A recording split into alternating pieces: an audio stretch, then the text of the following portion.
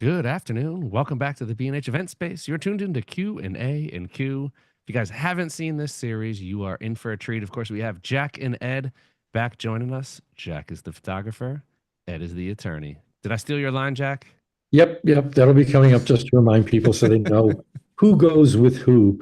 But this is actually, and it'll be on our screen, our 19th of this series. That's not counting when Wow. we were in person live at the event space at B&H. Somebody just told me they thought this was the 19th year of us doing it. I said, no, it only felt like 19 years. We do manage to get a couple of these in a year. So I think we started doing this on the Zoom, Derek, back in the COVID days. Yeah, I'm definitely. not buying you a gift. Why not? No, That's it. That's it. I'm taking you off my you're out list. of here. I'm writing your name and I'm scratching it off. We'll hit him with the mute button for 5 minutes, Jack. All right. Oh Well, no, I'll that's let a you present. guys. That's my present. That's And on mute is my present. I'll let So you guys take it away. I will remind our viewers we will be taking questions throughout. So if there's a question that is relevant to what Jack and Ed are talking about at the time, don't wait until the end. Ask the question. I'll make sure to pipe in and ask it to the guys here. But Jack, Ed, take it away. yeah, and irrelevant questions we'll answer at the very end. Um, so there we go. So this is number 19 in our series. I just want to, I can't reduce this down. Yeah, Zoom is so much fun on these things. Some of the topics we're going to talk about, we did advertise, and so many things actually came up since I did this that we're going to be going over. But we're going to talk about Halloween costumes and passports and how copyright has affected that for some people. A big thing is congressional hearings on artificial intelligence and copyright, which we're going to find of a lot of interest, and some interesting things came out of that. And a lot of court cases of note, both here and around the world, and why court cases in other countries also are affecting us here in the And United for States. those of you of a certain age, it is amazing how all of a sudden there are a zillion cases, court cases, that have to do with the fundamental ways in which you make a living. Because Yeah. for years, photographers and models were pretty much ignored. Now there's a hodgepodge of cases that affect everybody. So if you haven't seen this before, I reinstituted Ed and I talk until we're blue in the face on these things. And it's some of the same issues coming up over and over again, but we think they're very important issues. This is our email address if anybody wants to send us anything. And just so there's no confusion, Ed is the lawyer, I'm the photographer. Ed is an IP litigator who actually goes in front of judges to argue these things for photographers and artists. And I've been a commercial photographer in New York for way too many years. I have too many scars and bruises to prove that. So first thing we're going to talk about is the Senate bill, and there's a bunch of them. A Senate bill that targets AI black box problem, meaning how are they training their AI systems and doing that on copyrighted works. And this is a brand new bill that got introduced, the TRAIN Act. It was just introduced last month, actually just a few weeks ago, by Senator Welch from Vermont. And it's the TRAIN Act is the Transparency and Responsibility for Artificial Intelligence Network Act. I love the way they come up with acronyms in Congress. That's why this is the TRAIN Act, and that's not to be confused with the TRAIN Act that was introduced in the House, which is the Training, Retention, and Investment Now for a Better America Act, which has nothing to do with photography or artificial intelligence. It's a completely different animal. The interesting thing when I was reading about this and studying about it, that this is a really pretty good intention. It's to create administrative subpoena process so that they can determine just how your copyrighted works are being used in training artificial intelligence models. The only problem is I ran across another site that I look at, which gives you a prognosis, and it says this bill has a 2% chance of getting past committee and a 1% chance of being enacted. And some of the reasons being it was one of the good things, the up arrow, is it was introduced in the Senate Judiciary Committee, but the bad part is it was introduced in the last 90 days of Congress. The good holding up- news is that there are laws intended to help out photographers, models, illustrators, and so forth. The bad news is that they are being promulgated by politicians and not photographers. But there is hope, something I rarely say about government acts. Yeah, Ed is not the optimist in this.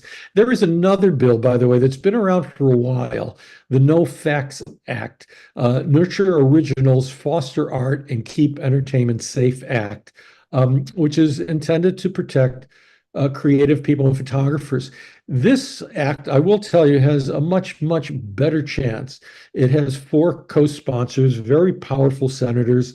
I believe Senator Coons and Tillis in the Judiciary Committee are on this with 2 other people. I think Klobuchar and I forget the other senator backing this. This has been around for a while. This is being discussed quite a bit.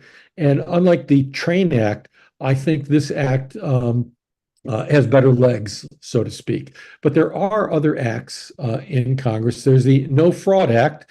If you're a fan of these acronyms, you always like to see how they come up with the name. This is the No Artificial Intelligence, Fake Replicas, and Unauthorized Duplications Act. And there's one more called the PRADA Act, Preventing Abuse of Digital Replicas Act. And there's some other things that we're going to talk about in a little bit. Ed's going to talk quite a bit more about some laws that are going on in the states, not just in Congress. But there is a lot of things going on. This is very hot topics in Congress and obviously in our own communities, in the art world, and in communities all around the world right now. There is a bunch of congressional reports in the work. The one that we're most interested in is the U.S. Copyright Office report on copyright and artificial intelligence, Part 1, which is dealt with digital replicas. It's interesting reading. Part 2 and Part 3 are actually due very soon. Part 3 in particular, I'm going to be interested in. Part 3 is going to deal with training of artificial intelligence systems and how copyrighted works are being used. And by the way, I'm pretty much a skeptic that I think the fair use laws that are going to be looked at to determine training in artificial intelligence is going to be very interesting. It's really going to become a fair use issue. And to state the obvious, this is not only for photography, but obviously for television, movies, music, and therefore it's got a lot of corporate push to have it to have these kinds of bills pushed and done. A lot of financial interest here beyond simple photography. Yeah, and there's a lot of layers to it. It's not that simple. It's not to say, oh, they're just stealing our work and we don't want it done. There's actually pushback and a bunch of as we have here, balances, concerns, and considerations that have to be addressed and looked at. And one of the things, there was a really good article by this law group, which Ed is extremely familiar with, and I am too, Davis, Wright, and Tremaine, in copyright issues. And they have this article on Digital Replica's First Amendment, the latest in artificial intelligence legislation. And what's interesting in this article that they did is they're looking at how to balance between protecting the artists, the individuals, from unauthorized deepfakes and other AI uses, while still respecting speech rights and distribution of content. And let me explain where some of that falls into.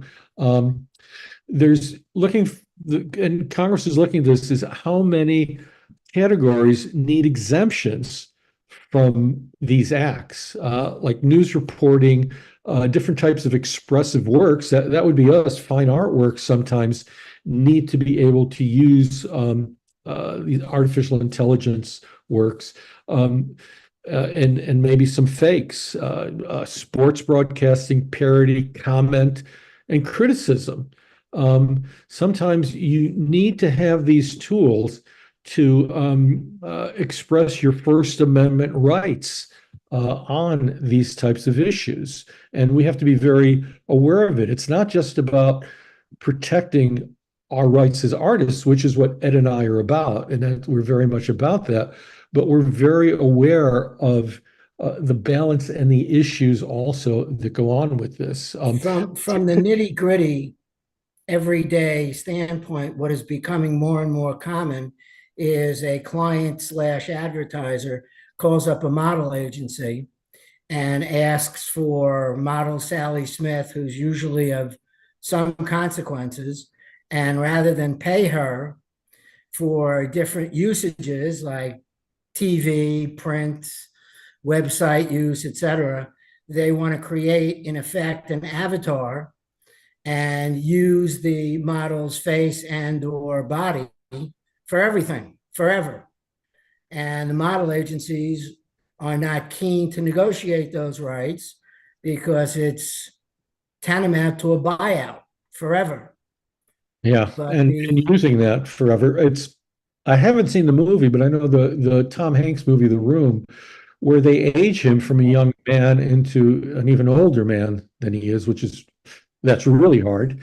Um, but it's from what I've seen in the clips, the work is amazing. And so what they're saying is, we can create anything.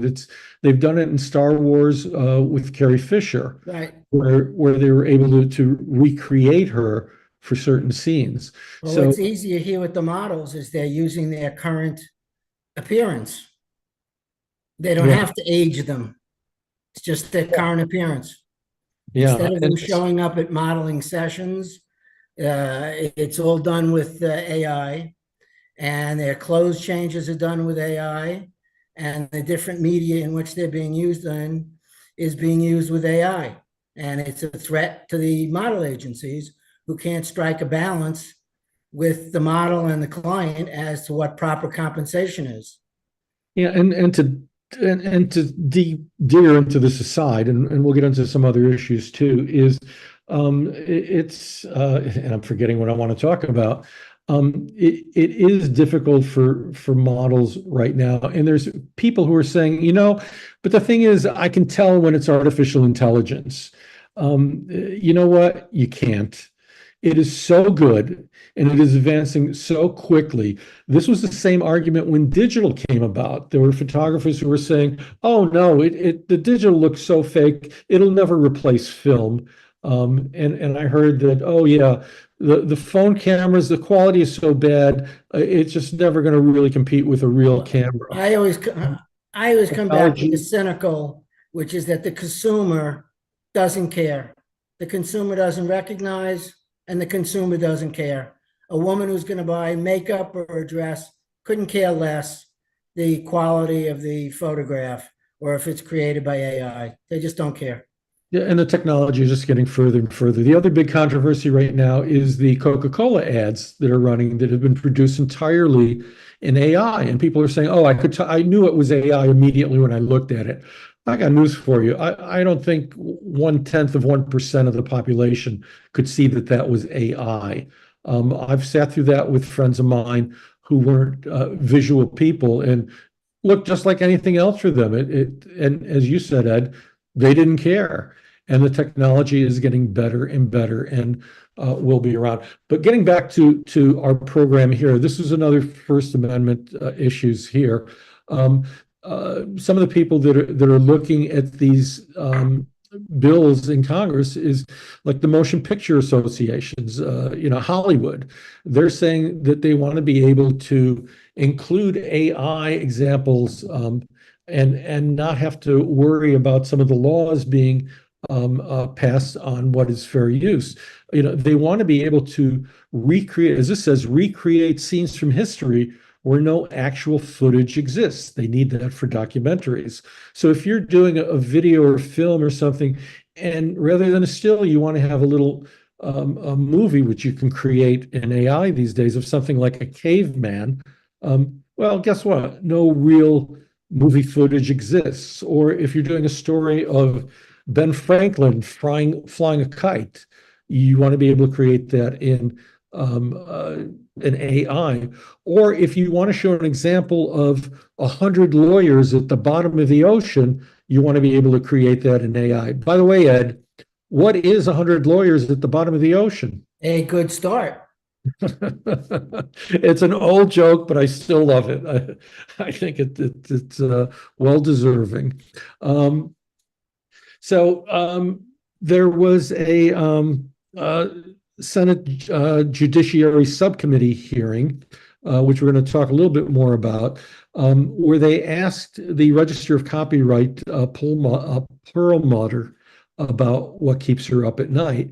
And she said it's the speed at which AI is moving and how hard it is for the laws to keep up with what is happening, that AI changes weekly. The improvements and the speed of it is beyond anything that they've ever encountered. And that's what's keeping her up at night. This is the Senate Judiciary Subcommittee hearing on copyright. If you're interested, this is how you can listen to it. It's about an hour long.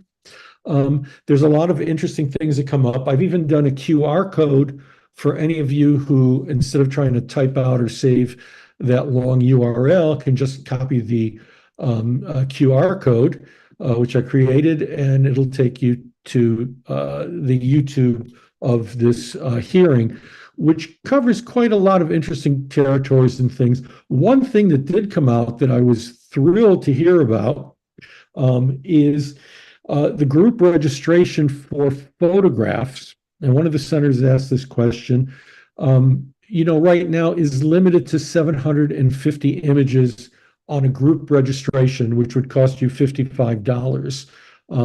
Which is the same as if you registered 2 or 3 images, it's still $55. The limit you can register on an application is 750 images for your $55. So the thing that was brought up is a wedding photographer can shoot 2,000 images at a wedding, and in order to register all those images, it would take over 2 registrations to register. Well, they are updating the e-deposit at the Copyright Office. They are updating their processes. And the registrar, Perlmutter, said that that will be expanded in hopefully the start of it in the next couple weeks. But most likely it'll take about a year to roll out, where we'll be able to register 2,000 images on a registration. And this is back to the future when you used to be able to register 2,500 images.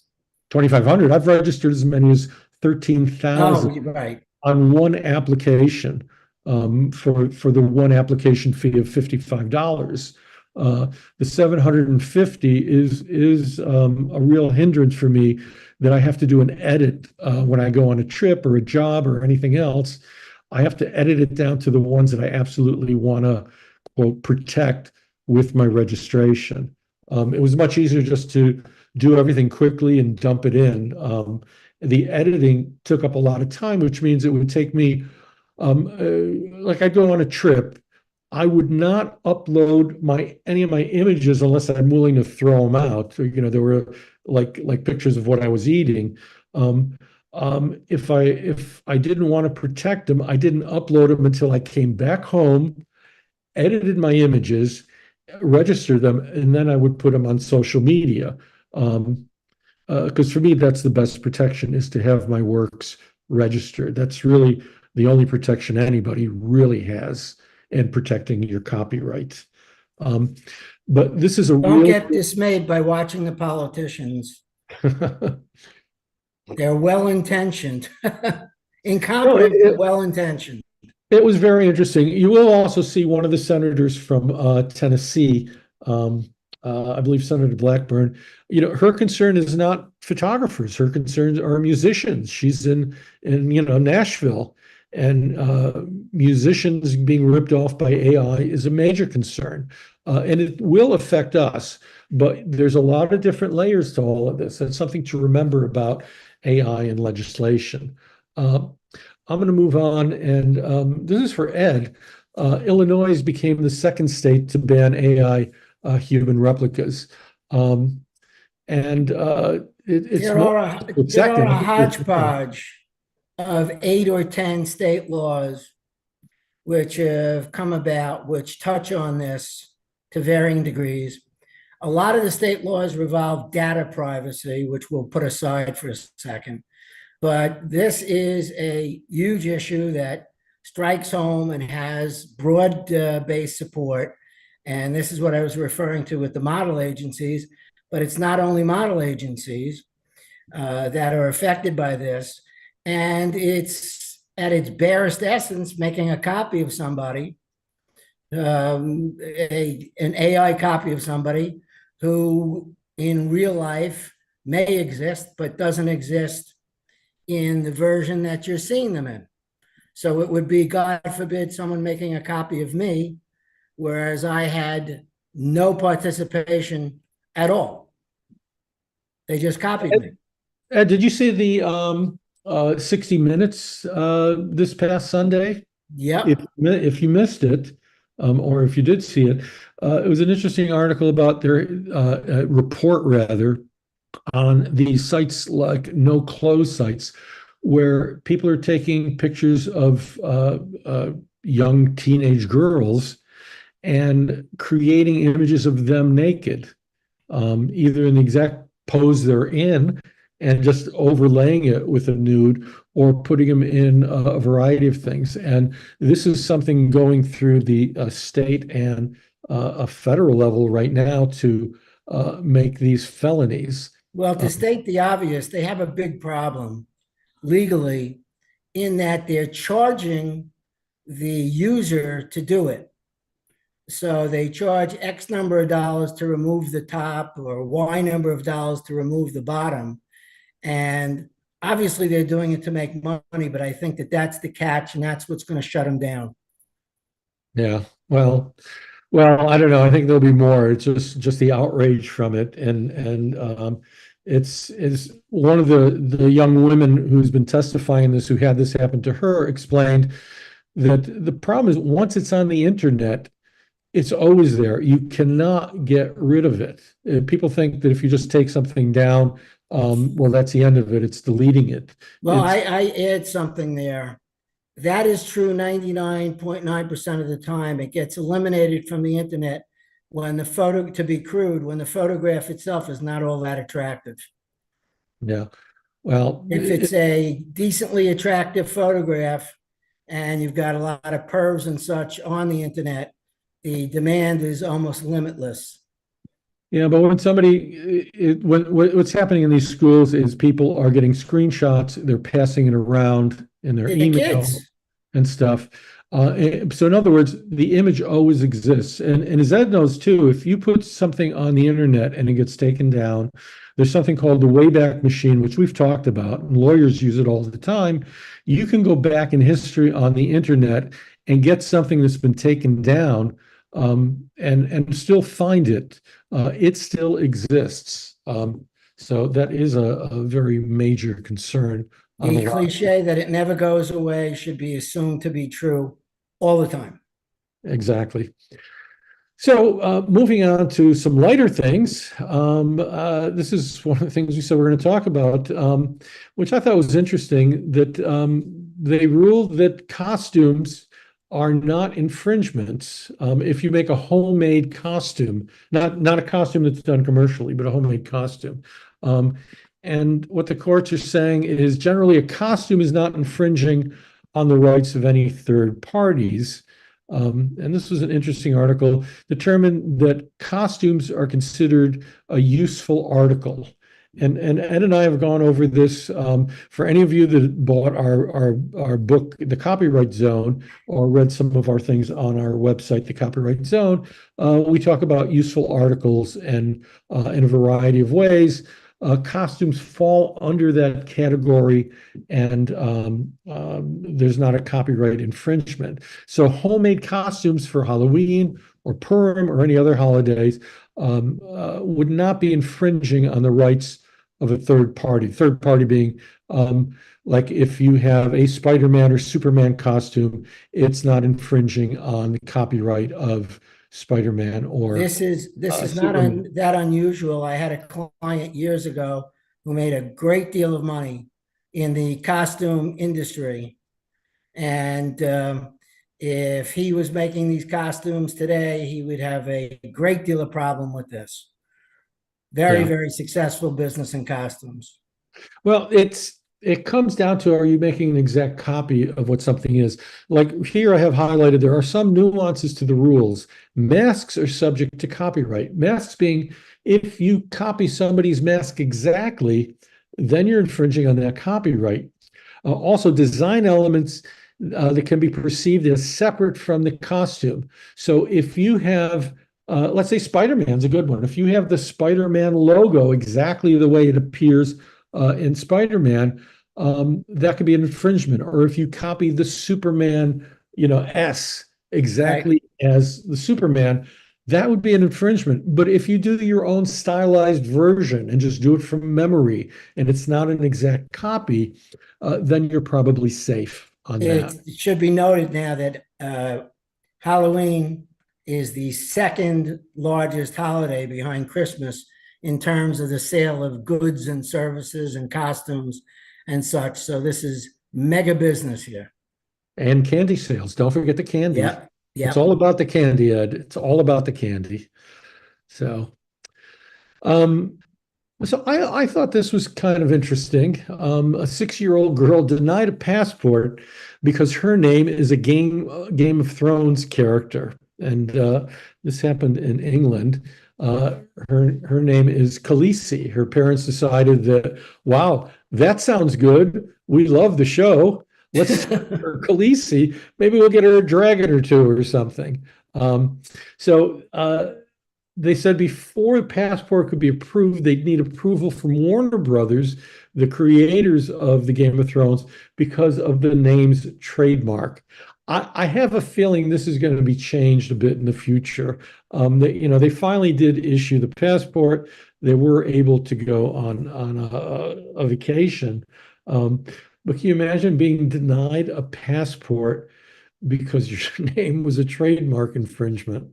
For those people who think that lawyers and government agents are stupid, here's food, here's red meat for you. This is a complete waste of time. But this is New Zealand. I'm sorry, this is the New Zealand Herald. But just to show you that this is not unique by any chance, here's another story of a boy, 7, denied a passport over his vacation because of his name with the Star Wars character. Modern names are evolving, as the article said. His name is Loki Skywalker Mulberry. And they were denied a passport because of his name. Some of these people in government have too much time on their hands. I've stopped calling my dog Chewbacca as a nickname. I'm afraid of arrest. But I think part of this is like that old adage about, you give somebody a uniform, and they turn into, a different person, including doormen and, other things. This is just people in government who can say, sorry, that's an infringement. But yeah, he did eventually go on vacation. Getting back to some of the legislation, this is juicy stuff right here. PhotoBucket sued for licensing billions of their users' images to train AI. And the interesting thing about the suit on this is that they weren't going after copyright infringement, the people who were suing them. They were going after DMCA, Digital Millennium Copyright Act infringement, because a lot of the copyright cases, and there's about 36 of them out there right now, according to Congress. Of all those cases, they're having a terrible time with copyright infringement because, as Ed and I have been pointing out since the beginning of these cases, they're having a hard time because they can't show any exhibits that show here's the original and here's the copy, because AI doesn't do cut and paste. AI learns patterns.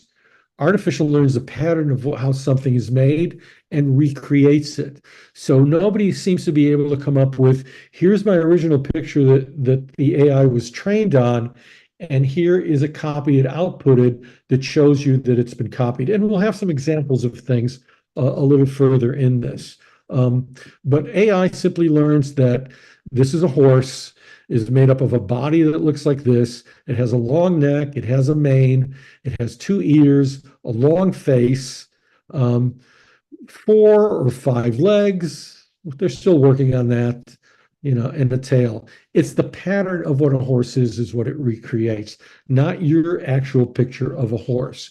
It was trained on thousands, if not millions, of pictures of horses. So,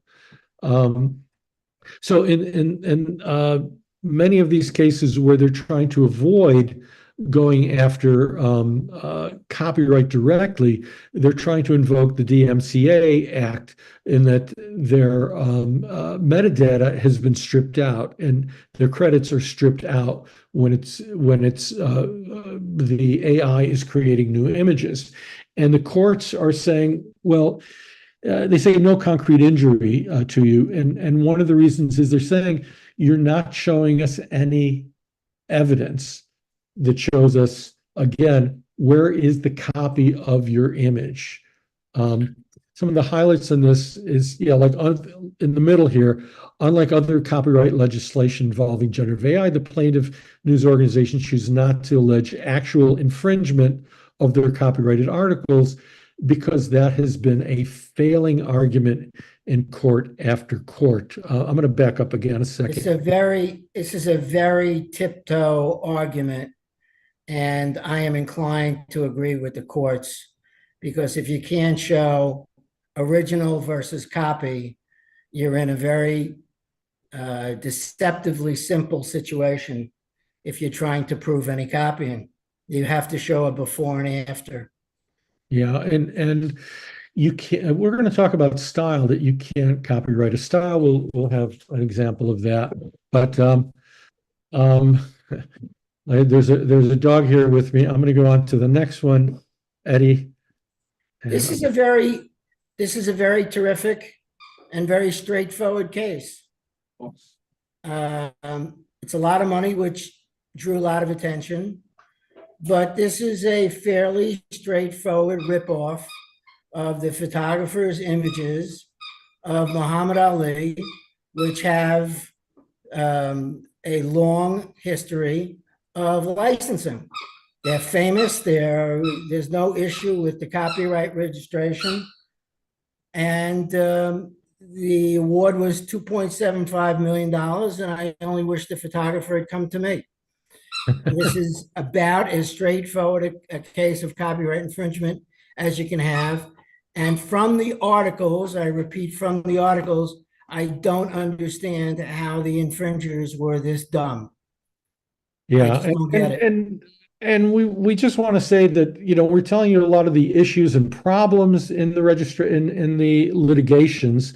We want to tell you that there are a lot of cases that do good, that do win, and they're very straightforward. By the way, we are having a little bit of an issue in that Ed has a little dog and I have a dog here where I am. And when one of the dogs hears the other one online, the other one starts barking. Oh, we have dueling dogs in 2 different locations. So excuse us. Beyond Ed and my barking, there will be some actual dog barking might be going on here. But yeah, this is a very good case to show that We do, as photographers, as a community, we do win cases against infringers all the Thank time. God. This is a case that's coming up, and I think Ed and I will both say we Another think one. that this is we think is going to go very good. It's an iconic photograph. The photographer suing Barry Sanders and actually others. Professional sports photographer Alan Key is suing Barry Sanders, wrongful use of his iconic photograph, which you can see up above, that was captured during 1995 Detroit Lions game. And the dog here is a Lions fan. The only thing that we should put on this is that, again, this appears like a straightforward case, but articles from newspapers never tell the whole story. The one caveat I would put here immediately is the pose, which, as Jack is going to get into, is not dissimilar from the Michael Jordan case with Michael Jordan dunking. And Yeah, I have pictures of those coming up. okay, go ahead. Then go ahead.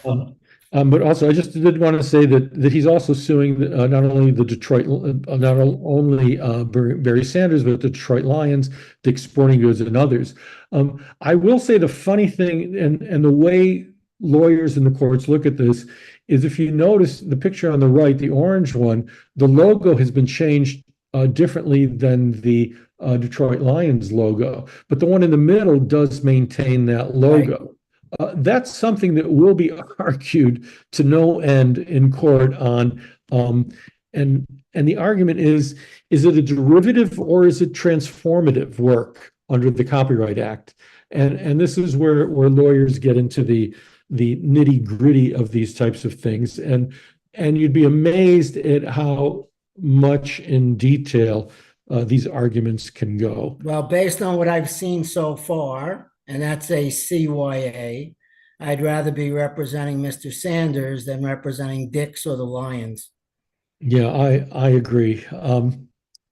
But there are other cases. This is a famous one from years ago and is referred to in so many cases these days, where Co Resmeyer, the photographer, photographed Michael Jordan, and you can see his picture on the upper left.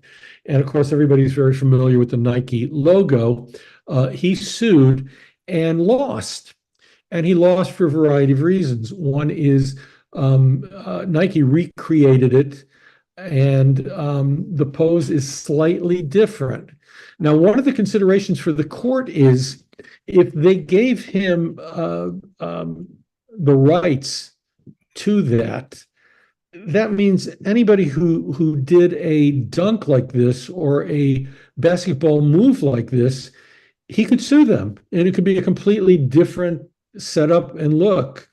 And one of the concerns of the courts I've seen in several cases is, are they giving ownership of this pose, of this particular image, to that photographer to own over everything else?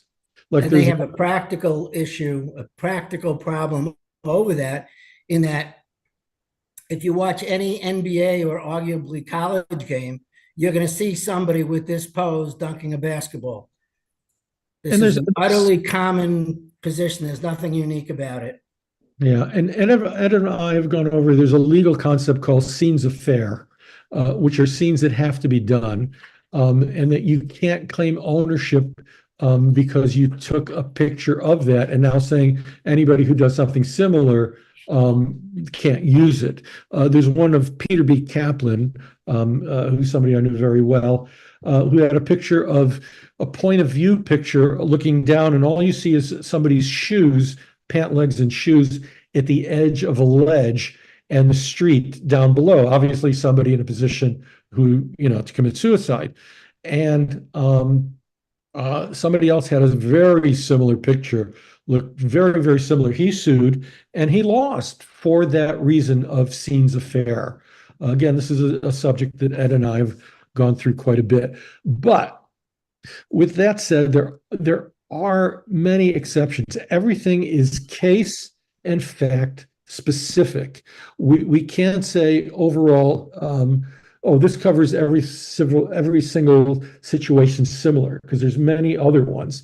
Here's another one of Anheuser-Busch being sued for copyright infringement of this artist's fishing illustration. And you can see his illustration on the left and the illustration on the right. And the way lawyers would go over this is you could argue that the pose of the fish is a common pose that happens all the time, and you can't own that pose. That's a good argument. But in this case, what Bush did is they copied that fisherman in the exact same spot with the same type of boat and things on the boat, even a little anchor in the same place. The lure is the exact same lure. I mean, what are the odds? The boat is the same, the engine is the same.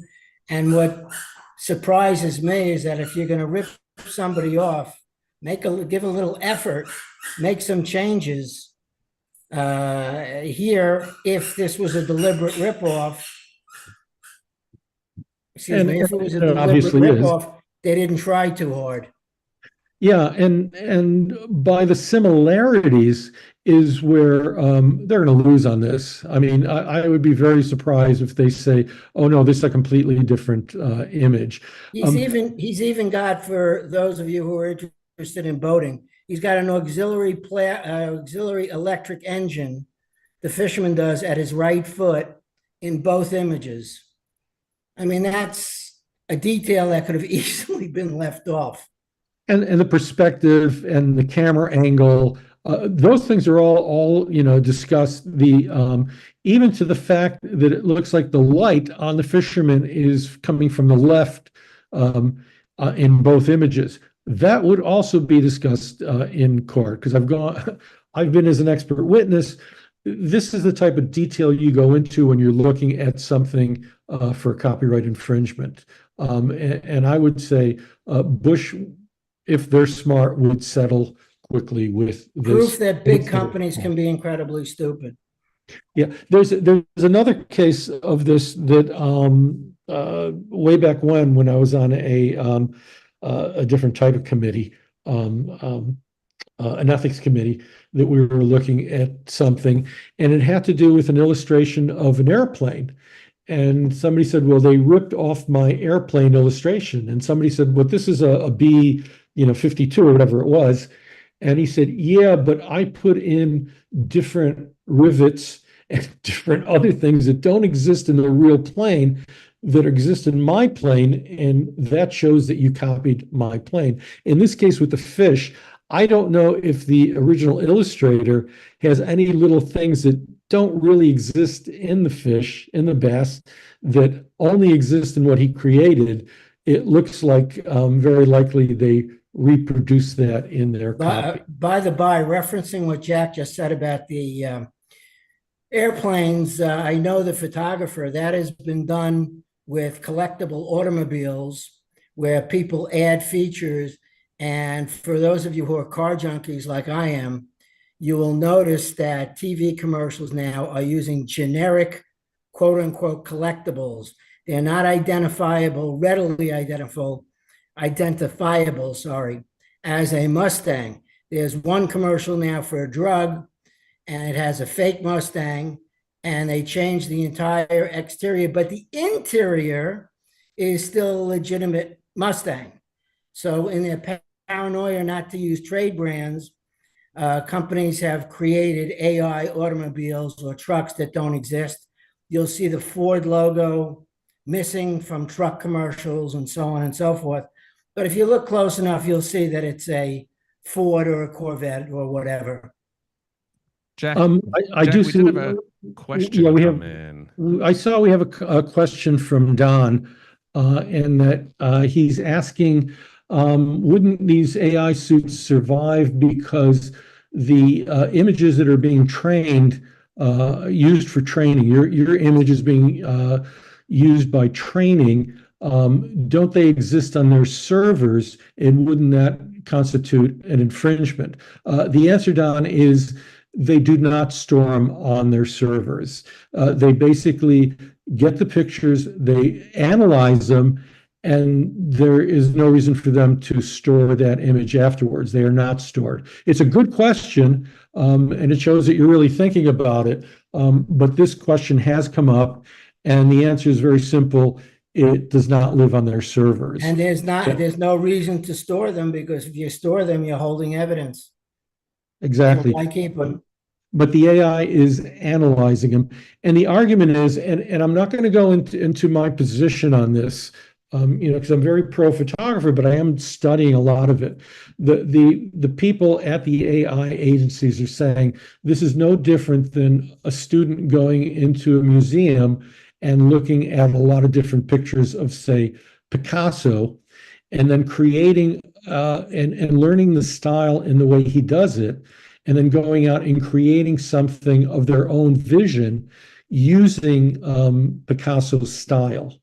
So it's just the AI learning the patterns of that photograph. Yeah, except in the Picasso situation, there's no copyright.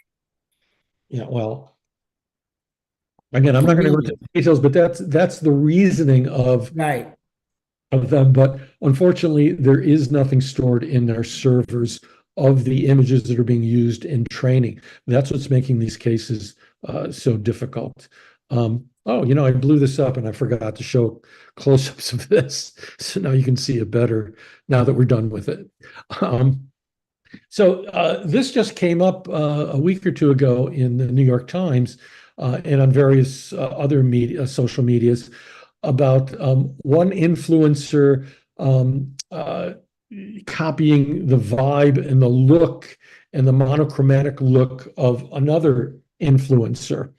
And all the things we talked about. You can't copyright a style. The courts, I'm pretty sure, are not going to give the original influencer the rights to the style of having a monochromatic style or vibe. I'm not taking any of these cases. Yeah. The interesting thing is, though, is that the original influencer did copyright her posts, which is the correct things to do. And just that alone enables her, and only enables her, to file a lawsuit against the other influencer. If it survives, I have my doubts. I think there's a good chance it's going to get thrown out. But if she did not register her original posts, she wouldn't have been able to file suit. This is something Ed and I talk about all the time, that registration is your key to the courtroom. Without that, you can't even file a case. But I think we're not going to see much on this case going forward. We don't think there's much of anything there. This is one, again, I'm going to predict that this artist is going to lose. He's been rejected by the Copyright Office. He's made a big thing about this. And he's still suing them now in appeal. It's an appellate court because the Copyright Office refused to register his AI image. And the arguments he's made are arguments that we've heard all the time about, oh, my prompts are so specific, and they are. I will tell you, when I hear people saying that AI is cold and anybody can just go and create anything, and you can, but to create something creative is not that simple. It's stand in front of a blank screen, or as I say, a blank canvas, and create something beyond the ordinary, something very creative, something imaginary from your mind. Not that simple. The problem with using AI is AI makes all the final decisions. No different than an art director coming to my studio, telling me, giving me a layout, a pencil sketch of what he wants, the angle. He's going to pick the clothes to the model. He's going to pick the models. He's going to approve the background. And then I take a picture. I own the copyright. He doesn't. The reason being that all those same criteria, all those same decisions being given to another photographer produce another image. The same argument, I will say, goes on with AI. The same instructions to an AI machine will produce a different image if you put it in 5 minutes later. And if you go from Mid-Journey to DALL-E or something else, you'll get different results. It's not about the instructions necessarily, which still takes some creativity, but the final output is determined by AI, is determined by a machine, not by human hand. That's why I'm pretty sure, in my opinion, and take that for what it's worth, my opinion is these cases are going to continue to fail in the courts. Agreed. Wow, that's the shortest answer I ever Agreed. heard. And you agree. I want to keep Yep. the thing. Please let these notices die online. This again is just something completely different on legal things that come up on social media. Don't, and this is from years ago. I want you to see that this is from 2012, but I'll show you one that is running right now. Don't bother posting these Facebook privacy notices that's spreading around.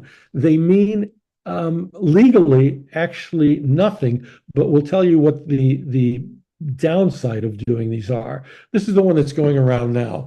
Goodbye, Meta. Please note that an attorney has advised us, right? There's no attorney advised them to put this on. Failure to do so may result in legal consequences. As Meta is now a public entity, all members must post a similar statement. If you do not post it once, you'll be assumed that you're okay with them using your information, photos, blah. I don't give anybody permission. This means zip. You are agreeing to usage by Meta or Facebook or Instagram by their terms of service.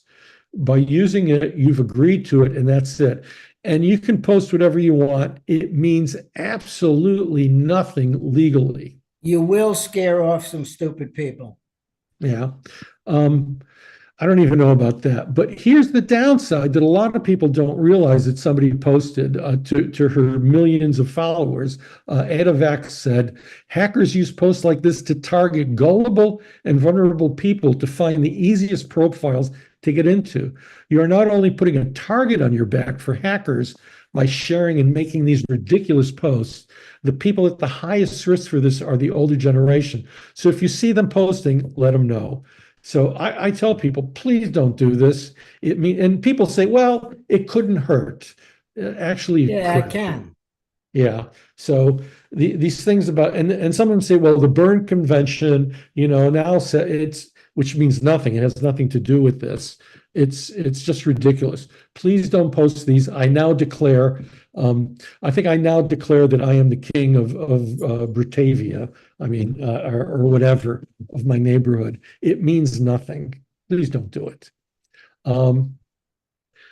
Before we get into this, I see there are some questions.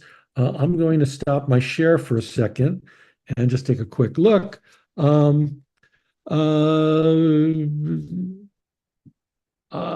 Carl Porter is asking, aren't video games replicating, for example, cars, not identical, but clearly inspired by one? How do they get away with it? I'd have to see the exact examples. Well, let me give the easy answer first as the car guy. Some companies don't care. And some companies, like I have a Mercury Cougar, which hasn't been made in 40 some odd years. My car's 57 years old. If you use that car in a commercial, Ford would not care. Ford would care if you're using a Mustang. Some companies don't care. Inspired by is a very tricky language. If I take a Mustang, a classic 65 Mustang, and I change the rear lights and I change the side scoops, it's not a Mustang anymore. So when you say inspired by, it comes down to some companies don't care, and some companies have an interest in the video game. So you might have, for example, a game based on Corvettes, where Chevrolet is getting a piece of the action by using Corvettes or Hummers or any other brand of car. But there has seemed to be, advertisers have gone overboard to avoid the appearance of the car being realistic or being a true copy. Yeah. Inspired by covers a lot of territory. Absolutely. And I'm going to, whoops. Let me get out of this. I'm going to go back again. We have another really good question by Bethany, excuse me, Bethany. That is, I'm going to jump ahead into another slide I have. Bethany is asking, so all AI images cannot be copyrighted. That's absolutely true, but let me explain something of a very big confusion, and that's the difference between using AI in your own image or using an AI generated image. I will say categorically, AI generated images cannot be copyrighted, but that does not influence if I have one of my pictures and I use AI to do editing in one of my pictures, such as, and I'll see if I have this here. Yeah, this came up. Somebody online said if AI is used in any way to edit an image, the edited image cannot be copyrighted. And he heard this quote from copyright lawyers. This is completely not true.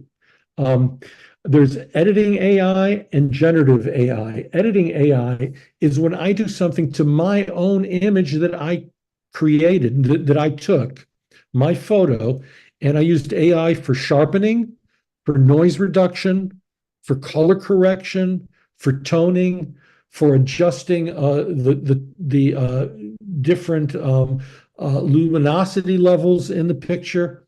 All of those things, I'm still working on my original image and I am enhancing it. And I can use I can use artificial intelligent tools to do that. And I can register my image. If I've created an image in generative AI, and Midjourney or DALL-E or Adobe Firefly has created the image, and then I do a whole bunch of retouching and maybe put in one of my images somewhere in it, that cannot be copyrighted. What Ed and I recommend is, especially now that you can take your own images and mix them in something like Midjourney. A friend of mine, Lee Veris, is doing some incredible work mixing his own images and going further in Midjourney with it. The final results, I will tell you, are not copyrightable, even though he's using his images for the basis for Midjourney to work on, because it takes it too far away. And where it comes into play, and Ed, you can expand more on this, there's something known as the common man test in court to see if something is a derivative. And that means that if you show me your original picture and you show me the result of it being worked on later, can the common man see that one was derived from the other? If you can see that, then the derivative is probably copyrightable. Let me put a little bit fine point here, a cynical fine point. Let's assume the photograph, sticking with the car example, the photograph that you've taken without the use of AI is Ed Greenberg in front of his Cougar. It's a regular, for lack of a better term, it's a regular photograph. But in the background, you've added through AI a zillion fast raceway cars, a track, and all kinds of AI elements. If you submit that entire photo for registration, technically, the only thing that can be registered is the portion of me and my car, and the background was created by AI. It cannot be registered. Having said that, with a big wink, wink, do people send in photographs like that and seek copyright registration for the entire photograph, even though X% was created by AI? Yes, they do. Should they? No. Do they? Yes. And there's a place in the registration where you have to declare if any of the image and what part of the image, including for text, which part of what you're registering was AI used for. And the inspector has to decide if they're going to allow the registration or not. One of the other things, and we're starting to run out of time, is this thought of de minimis is a legal concept. And I see we're getting some other I don't, Jack, I don't understand the question about the NFT. I see there's a question about an NFT. I don't get it. Let me take a look at that. So my images cannot be sold. Well, yeah, somebody's Carl is asking, so my image re-edited, generated by Midjourney cannot be sold as an NFT. Yeah, you can sell it as an NFT. What we're talking about is copyright. Can it be copyrighted? Can it be, and when we say copyrighted, we mean can it be registered at the Copyright Office, to actually be copyrighted? If it can't be copyrighted, then it's public domain. Anybody can make a copy of it. I'm not going to get into NFTs because NFTs is not the actual thing itself. It's a token pointing to that thing. So that's a whole other different discussion. But what Ed and I are talking about is simply what can be registered at the Copyright Office. If something can't be registered, then it can't be copyrighted, then it's public domain. So the other question from Sonia, well, when you get photos copyrighted, does it protect them immediately when you pay and submit them? Hope that makes sense. Yes. You can't go to court without the physical registration in your hand, but the official date of registration, the effective date of your registration, is the date that you upload the images and pay the fee. So the day I do everything, that's the effective date. It could take several weeks to several months to get the physical registration. Once I have that, I can then sue. You can pay, instead of $55, about $800 and get an expedited registration if you have to go into court immediately. But you can't go to court until you have the physical document, but that document is dated by when you submitted everything to the Copyright Office. Good question. With that, Ed, and I think we've covered a lot of really good things here, especially at the end. And they are complicated issues, without a doubt. I do want to say that we're done with our hour. These are, I think we've covered a lot of territory, a lot of great questions this go around. We appreciate that. Derek, are you about to pull the rug out from under us? We'll just leave them with throw us out of the hall. That whether you like or don't like AI, whether you think it's moral or unethical, you're forced to embrace it. You have to work with it. You have no choice. The train is already leaving the station, and if you don't use it in your practice, you're going to be left behind. And there's a lot of people, I would say, it seems to be generational. There's a couple people, very creative people, like I said, Lee Veris, I think, is creating some incredible things in AI. He's an old timer, and a lot of young people, a lot of young students that I run across are embracing AI as a tool, not as a final thing, but they're learning how to use it as a creative tool and idea generation and some other things in creating their photography. But yeah, there's no putting the toothpaste back into the tube at this point. Definitely. Well, another great Q&A&Q session. Any closing words from either of you? I know Ed's closing words would be "Go Jets," but and my it's over. It's done. Yeah, and then I would just say, "Go Jets," and take the Giants with you. Yeah, go somewhere far away. Please. No, thanks again. Thanks for use of the hall. We appreciate it. We did have our email address. If anybody has any other questions, Ed and I are always more than happy to help where we can. Just some people go a little overboard with that. We have to tell them that. But we're happy to try and answer questions or direct you into the right direction you need to go into. Especially car questions. There you go. All Mustang questions to Ed. There you go. Awesome. Jack, Ed, always great having you guys on. We will see you next time for episode 20. Wow. Can't believe it's been that many. To all of our viewers out there, thanks for getting the questions in and thanks for tuning in. As always, another edition of the B&H Event Space now in the books. Catch y'all next time. Thank you. Thanks again.